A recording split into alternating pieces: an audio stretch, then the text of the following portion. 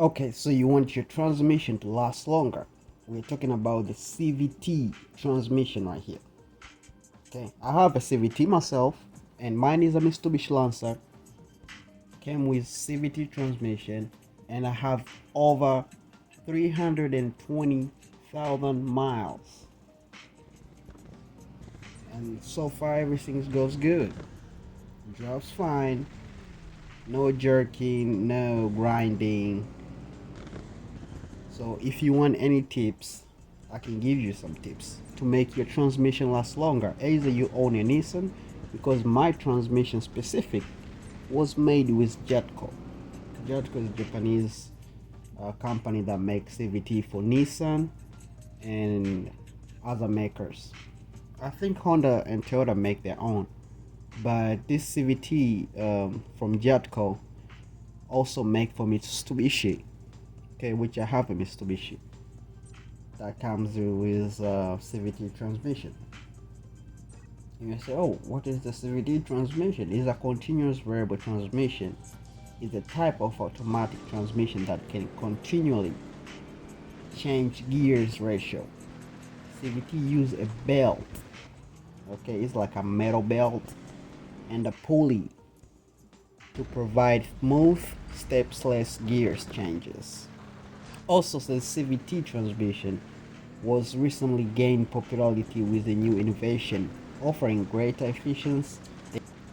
Well, they say CVT like to fail around 100,000 miles, while traditional transmission can last up to twice that. Okay, that's because if you don't take care of your CVT transmission depend on fluid, is a fluid driven to to make those clutches, those pulleys to tight so much on the belt. Without the pressure and the fluid, they become loose and that belt becomes slip. It will slip on those pulleys. Okay, so what you need is to change your fluid frequently, like I do. I change my fluid every 30,000 miles, or sometime less than that. Okay, and the dealership might tell you to change at 60,000 mile. And also, you have a small filter on every CVT that usually some are close to the tires, some are inside. When you remove the pan, there's a filter, and there's another filter. So there's two filter in your transmission of the CVT.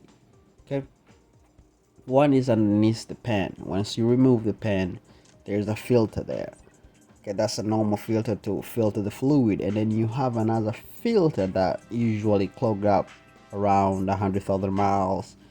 Is in between the tires. If you're talking about Nissan, it's between there, on the driver side underneath. There's a transmission there, and then the filter usually stay there. And then for Mitsubishi too, it's around that corner, but it's on the top. You have to remove the cooler and everything, but you have to change those two filters. So if they told you US doesn't have a new filter, doesn't have the second filter, just do some research, you'll find it. Okay, and heavy driving. I don't do heavy driving, but if you're heavy driving at the stop and then you just press gas all the way, stop, press gas all the way, that's an easily way to kill your transmission, because that's a belt. All you gotta do, keep doing that, it might snap that belt, you know. But if you drive normal, because it's not a race car, so if you treat it normal, like a normal driving, you shouldn't have a problem, you know. I drive in a manual mode time to time, but I don't just yank it that manual mode and just press gas all the way and shift rev. I don't do all that. It's not perfect, but I just drive normal, put on the sport mode, just change the shifter, but I don't drive heavy. I just maintain my speed. So That's what you can do. And once you start feeling jerky, shifting while shifting, when I'm talking about shifting, I'm talking about those pulley, they're expanding to get the gear ratio. Okay, so when you start feeling like your car is jerking hard, I mean the belt is snapping over there on those pulleys. That's not a good sign. Either your low fluid or your fluid need change. Especially when you start feeling slippery. You know, you hear when you're pressing gas, you hear that belt is slipping, like it's not well intact with those pulley. You know, it's rubbing off those pulley, so they end up breaking the belt pretty bad, usually on Nissan. And for the Subaru, they changed the belt to kind of like a chain. That way, even if your car break, it doesn't just break the entire chain. It's kind of hard to break compared to those small pieces that was put together to create a band. As you can see here, the band they use for the Nissan compared to the band that Subaru is using. And when people say you have a dirty transmission fluid, when you see your fluid, let's say your fluid was supposed to be clear or sometimes pinkish.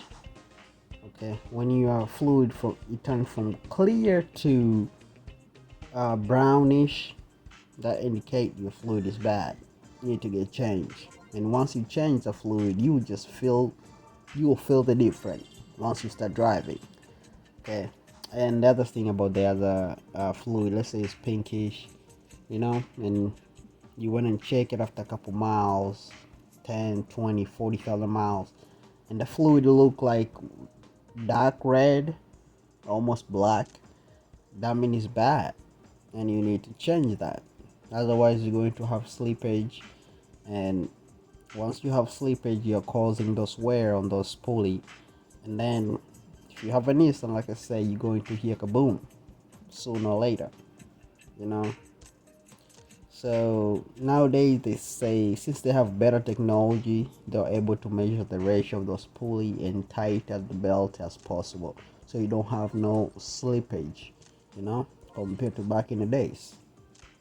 So I would say that safety is improved because the first design used to be those pulleys and the belt will seat and sink on the bottom of the pan where the fluid is, and that fluid will heat up pretty fast, and since the pulley is touching it too, it will cause overheating for your transmission.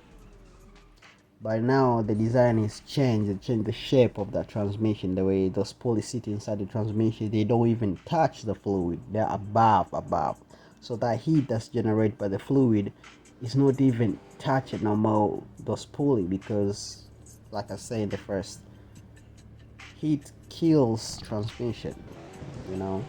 I monitor my heat. I can see my temperature of my transmission.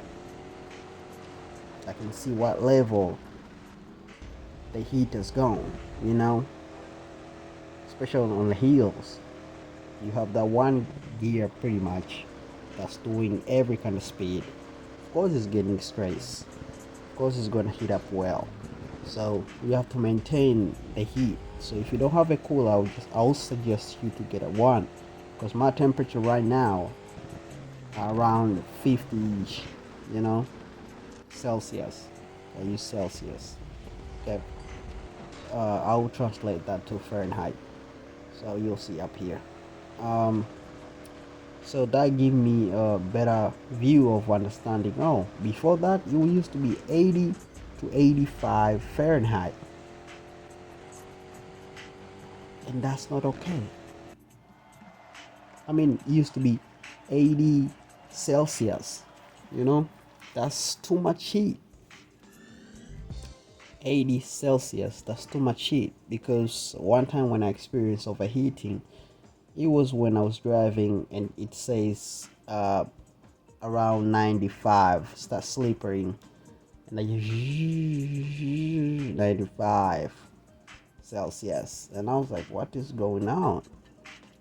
So normal temperature that I check my fluid, that the manual suggest is to check the fluid when your temperature is 80 Celsius. I'm like, what? And I was overheating at 95 Celsius. You know, Subaru can go up to 100 and some before they even overheat. But that's still, you easily to kill the solenoid with that kind of temperature. So I end up putting a cooler. Now my temperature is way down and the car is driving, and there's no noise on the transmission, nothing like that. Everything works good. So change the fluid frequently. You know, I drive almost 100 miles a day, so you don't have to wait until 60,000 miles. You can just do around 40, 30ish, you know, just change it, especially if you own a small sedan. A new one from 2021, you know, and I think their transmission is very equipped, very sturdy because of this kind of issue a lot of people was talking about. I think the manufacturer went down and sit down and redesign the shape of the transmission inside, you know, preventing overheating.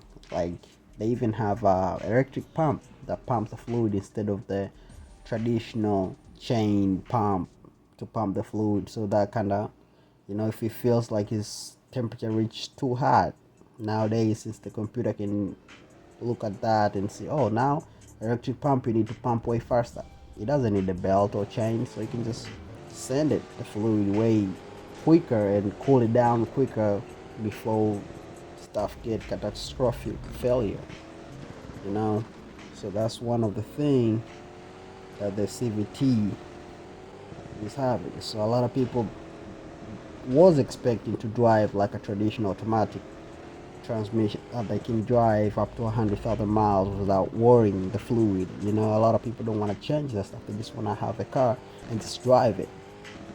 You know, it's the same way as the timing belt.